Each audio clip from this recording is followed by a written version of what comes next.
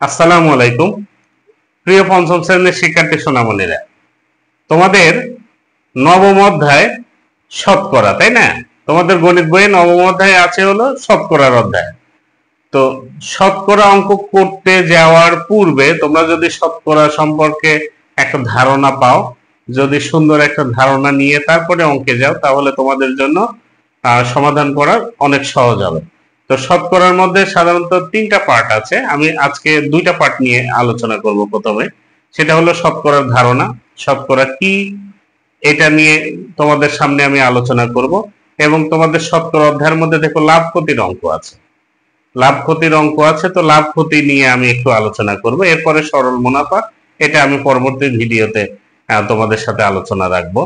তো শতকরা কি, অনেক সময় সংক্ষিপ্ত প্রশ্নে, তারপরে টিক চিহ্নে বা শূন্যস্থানেও আসে, খুবই ইম্পর্টেন্ট প্রশ্ন।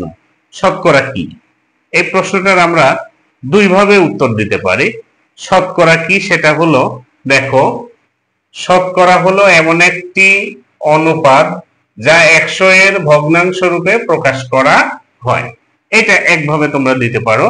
অনেক সময় শূন্যস্থান হিসেবে আসলেও শতকরা হলো এমন একটি ড্যাশ যা 100 এর ভগ্নাংশ রূপে প্রকাশ করা, অথবা শতকরা হলো এমন একটি অনুপাত যা ড্যাশ এর ভগ্নাংশ রূপে প্রকাশ করা হয়।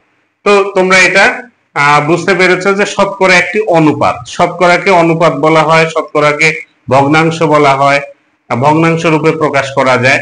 তো এটাই শতকরা যদি আসে পরীক্ষায়, শতকরা কি বা শতকরা কাকে বলে, শতকরা বলতে কি বুঝো, তাহলে তোমরা লিখবে শতকরা হলো এমন একটি অনুপাত যা 100 এর ভগ্নাংশ রূপে প্রকাশ করা হয়।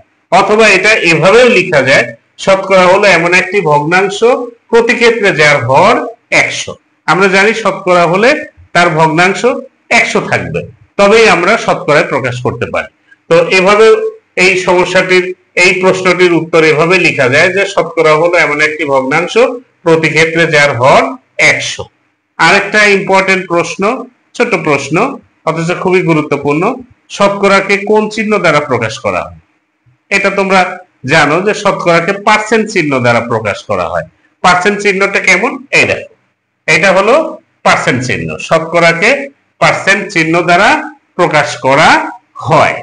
এবার শতকরার মধ্যে লাভ ক্ষতির অঙ্ক আছে। তো লাভ ক্ষতির অঙ্ক করতে গেলে তোমাদেরকে লাভ কি ক্ষতি কি, লাভের সাথে অবশ্যই সম্পৃক্ত দুইটা জিনিস, সেটা হলো ক্রয় মূল্য এবং বিক্রয় মূল্য। আমরা সাধারণত এমনিতেই বুঝি যে অল্প টাকায় জিনিস কিনে, অর্থাৎ কম টাকায় কিনে যদি বেশি টাকায় বিক্রি করা যায় তাহলে কি হবে, লাভ হবে নিশ্চয়ই। আবার বেশি টাকায় কিনে যদি কম টাকায় বিক্রি করা যায় তাহলে কি হবে, ক্ষতি হবে। তো আমরা যে টাকায় জিনিস কিনি, আমরা যে টাকায় জিনিস ক্রয় করি বা কিনি, সেটা হলো ক্রয় মূল্য, সেটাকে আমরা কি বলি, ক্রয় মূল্য। এবং যে টাকায় বিক্রি করা হয় সেটা হলো বিক্রয় মূল্য।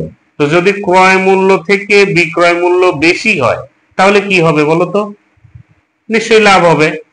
তুমি একটা জিনিস 80 টাকায় কিনে 100 টাকায় বিক্রি করলে তাহলে কি হবে, লাভ হবে, তোমার 20 টাকা লাভ হবে। 80 টাকায় কিনেছো, কম টাকায় কিনেছো, বেশি টাকায় বিক্রি করেছো, তাহলে লাভ হবে।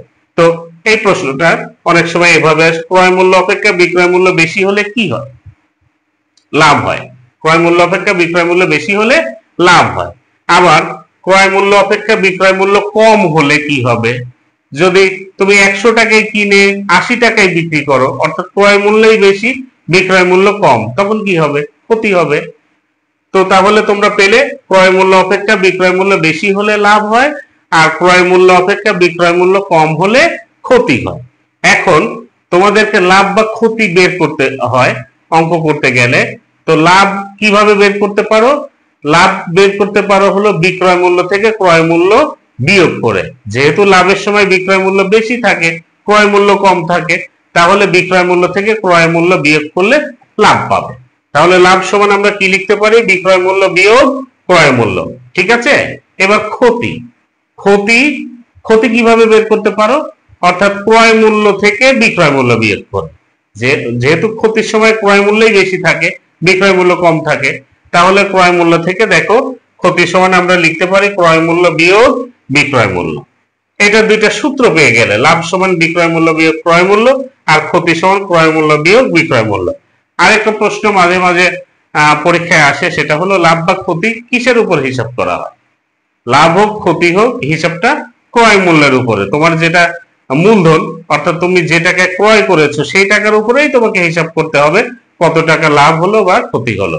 এই জন্য লাভ বা ক্ষতি সবসময় ক্রয় মূল্যের উপর হিসাব করা হয়। যদি পরীক্ষায় প্রশ্ন আসে এইভাবে, লাভ বা ক্ষতি কিসের উপর হিসাব করা হয়, তোমরা লিখবে লাভ বা ক্ষতি ক্রয় মূল্যের উপর হিসাব করা হয়। তো আজকে আমি শতকরার একটা ধারণা দিয়েছি, শতকরা কি, শতকরাকে কোন চিহ্ন দ্বারা প্রকাশ করা হয়। আরেকটা ছোট প্রশ্ন আছে, শতকরাকে শতাংশ বলা হয়। তো এরকম ছোট প্রশ্ন এবং শতকরা সম্পর্কে একটা ধারণা পেলে, শতকরা অঙ্কের মধ্যে লাভ ক্ষতি আছে, লাভ কি ক্ষতি কি, কখন লাভ হয় কখন ক্ষতি হয়, এগুলো তোমরা নিশ্চয়ই বুঝতে পেরেছো। তো পরবর্তী ভিডিও দেখার আমন্ত্রণ জানিয়ে শেষ করছি। আল্লাহ হাফেজ।